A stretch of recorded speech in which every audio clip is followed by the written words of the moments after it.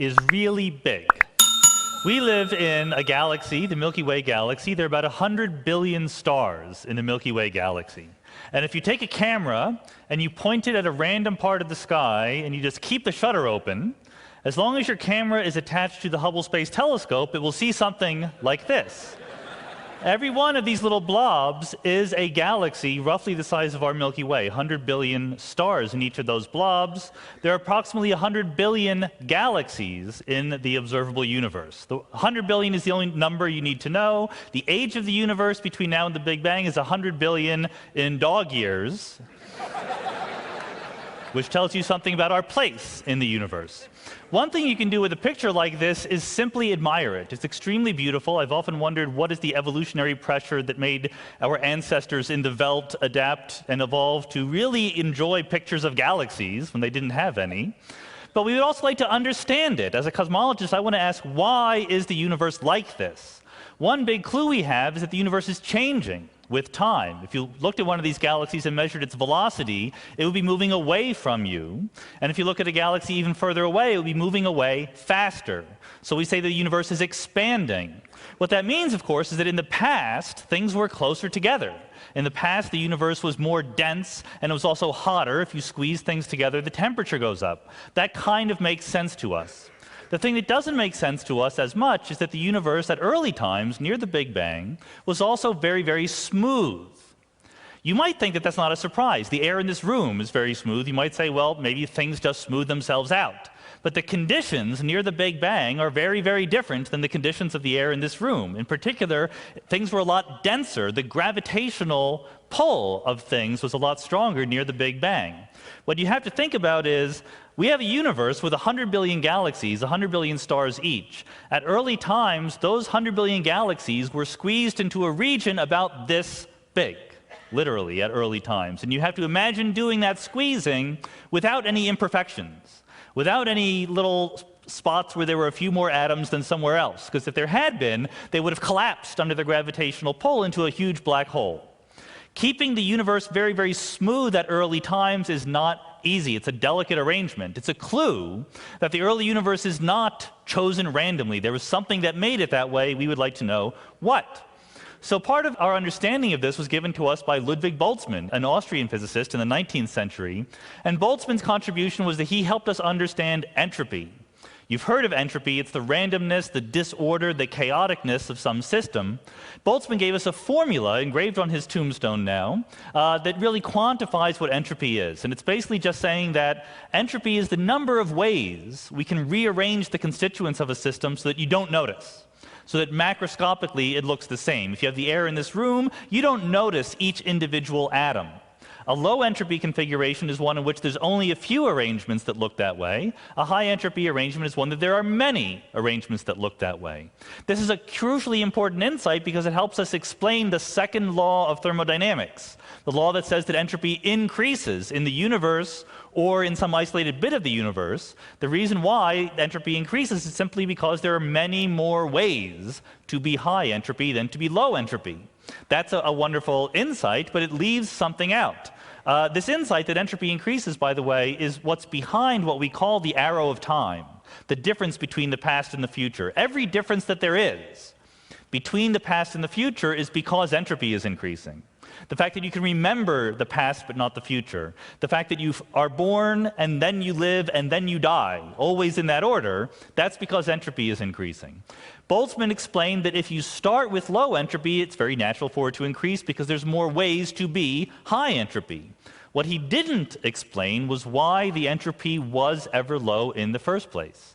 The fact that the entropy of the universe was low is a reflection of the fact that the early universe was very, very smooth. We'd like to understand that. That's our job as cosmologists. Unfortunately, it's actually not a problem that we've been giving enough attention to. It's not one of the first things people would say if you asked a modern cosmologist, what are the problems we're trying to address? One of the people who did understand that this was a problem was Richard Feynman. 50 years ago, he gave a series of a bunch of different lectures. He gave the popular lectures that became the Character of Physical Law. He gave lectures to Caltech undergrads that became the Feynman Lectures on Physics. He gave lectures to Caltech graduate students that became the Feynman Lectures on Gravitation. In every one of these books, every one of these sets of lectures, he emphasized this puzzle. Why did the early universe have such a small entropy? So he says, I'm not going to do the accent. He says, for some reason, the universe at one time had a very low entropy for its energy content, and since then, the entropy has increased. The arrow of time cannot be completely understood until the mystery of the beginnings of the history of the universe are reduced still further from speculation to understanding. So that's our job. We want to know, this is 50 years ago, surely you're thinking, we figured it out by now. It's not true that we figured it out by now. The reason the problem has gotten worse rather than better is because in 1998 we learned something crucial about the universe that we didn't know before. We learned that it's accelerating. The universe is not only expanding, if you look at that galaxy, it's moving away. If you come back a billion years later and look at it again, it will be moving away faster. Individual galaxies are speeding away from us faster and faster, so we say the universe is accelerating. Unlike the low entropy of the early universe, even though we don't know the answer for this, we at least have a good theory that can explain it if that theory is right, and that's the theory of dark energy.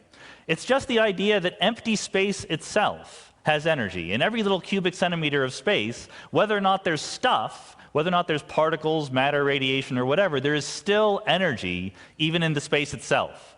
And this energy, according to Einstein, exerts a push on the universe. It is a perpetual impulse that pushes galaxies apart from each other. Because dark energy, unlike matter or radiation, does not dilute away as the universe expands. The amount of energy in each cubic centimeter remains the same even as the universe gets bigger and bigger. This has crucial implications for what the universe is going to do in the future. For one thing, the universe will expand forever. Back when I was your age, we didn't know what the universe was going to do.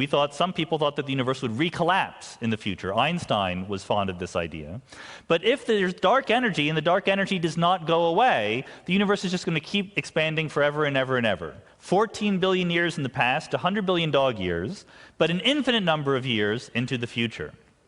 Meanwhile, for all intents and purposes, space looks finite to us. Space may be finite or infinite, but because the universe is accelerating, there are parts of it we cannot see and never will see. There's a finite region of space that we have access to, surrounded by a horizon, so even though time goes on forever, space is limited to us. Finally, empty space has a temperature. In the 1970s, Stephen Hawking told us that a black hole, even though you think it's black, it actually emits radiation when you take into account quantum mechanics. The curvature of space-time around the black hole brings to life the quantum mechanical fluctuation, and the black hole radiates. A precisely similar calculation by Hawking and Gary Gibbons showed that if you have dark energy in empty space, then the whole universe radiates. The energy of empty space brings to life quantum fluctuations, and so even though the universe will last forever, and ordinary matter and radiation will dilute away, there will always be some radiation, some thermal fluctuations, even in empty space. So what this means is that the universe is like a box of gas that lasts forever. Well, what is the implication of that? That implication was studied by Boltzmann back in the 19th century. He said, well, entropy increases because there are many, many more ways for the universe to be high entropy rather than low entropy. But that's a probabilistic statement. It will probably increase, and the probability is enormously huge. It's not something you have to worry about, the air in this room all gathering over one part of the room and suffocating us. It's very, very unlikely. Except if they locked the doors and kept us here literally forever, that would happen.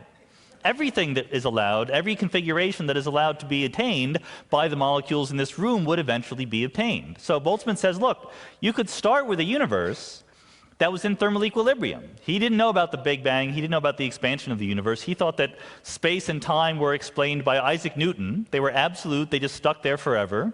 So his idea of a natural universe was one in which the air molecules were just spread out evenly everywhere, the everything molecules. But if you're Boltzmann, you know that if you wait long enough, the random fluctuations of those molecules will occasionally bring them into lower entropy configurations. And then, of course, in the natural course of things, they will expand back. So it's not that entropy must always increase. You can get fluctuations into lower entropy, more organized situations. Well, if that's true, Boltzmann then goes on to invent two very modern-sounding ideas, the multiverse and the anthropic principle.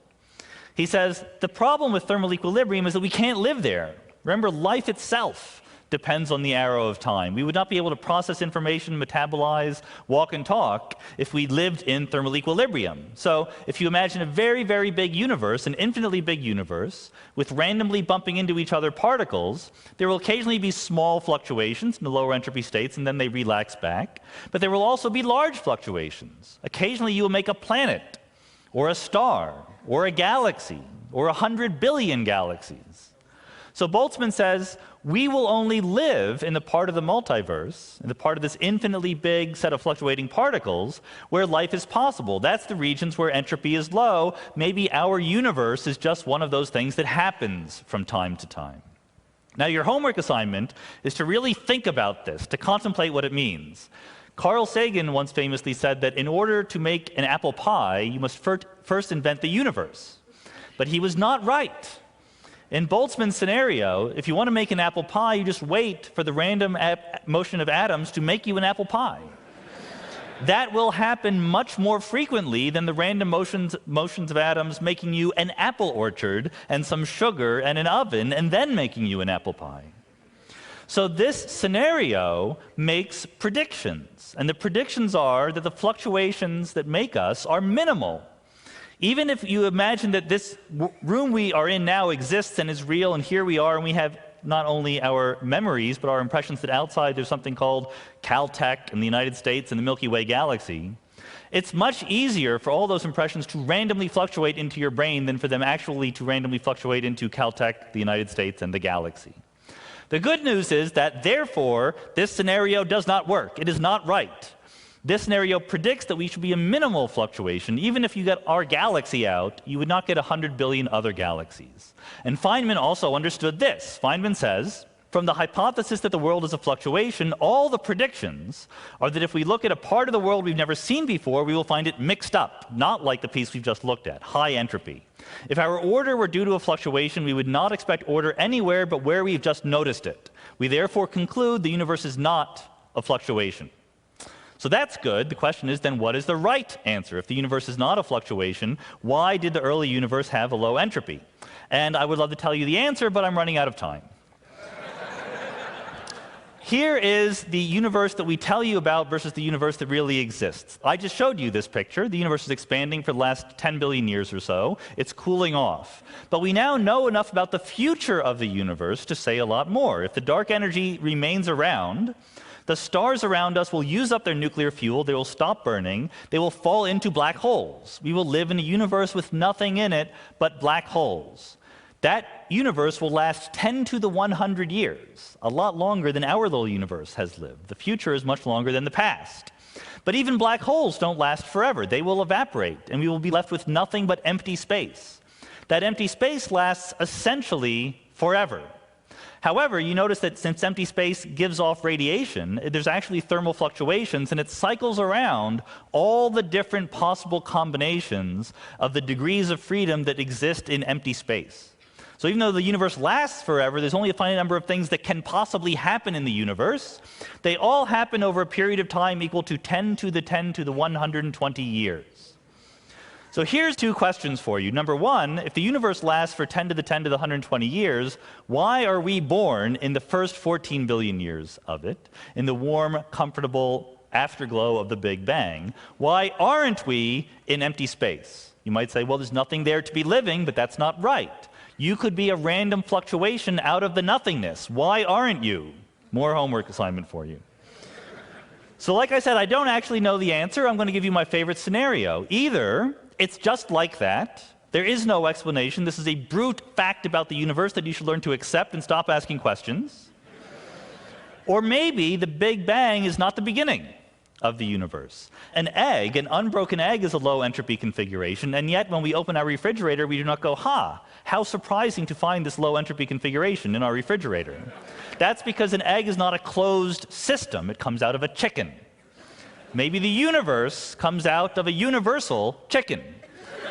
maybe there is something that naturally, through the growth of the laws of physics, gives rise to a universe like ours in low entropy configurations. If that's true, it would happen more than once. We would be part of a much bigger multiverse. That's my favorite scenario. So the organizers asked me to end with a bold speculation. My bold speculation is that I will be absolutely vindicated by history. And 50 years from now, all of my current wild ideas will be accepted as truths by the scientific and external communities. We will all believe that our little universe is just a small part of a much larger multiverse. And even better, we will understand what happened at the Big Bang in terms of a theory that we'll be able to compare to observations. This is a prediction. I might be wrong, but we've been thinking as a human race about what the universe was like, why it came to be in the way it did for many, many years. It's exciting to think we may finally know the answer someday. Thank you.